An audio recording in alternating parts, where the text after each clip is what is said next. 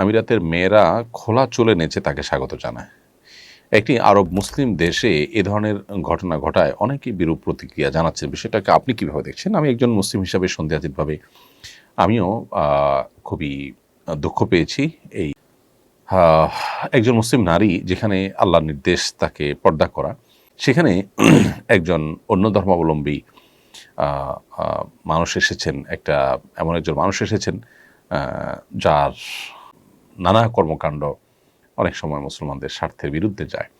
তাকে স্বাগতম জানানোর জন্য মুসলিম মেয়েদেরকে রাস্তার পাশে দাঁড় করিয়ে এবং তাদেরকে দিয়ে আপনার যেভাবে এখানে আপনার নাচের আয়োজন করা হলো বা যেভাবে খোলা চুলে নাচানো হলো, সেটা আমাদের জন্য আসলে লজ্জাজনক অধ্যায়। দৌড়ে এগিয়ে যাওয়ার চেষ্টা করবেন। মূলত এটা নিজেদেরকে আত্মহত্যা করার মতো, নিজেকে ধ্বংস করার মতো একটি কাজ।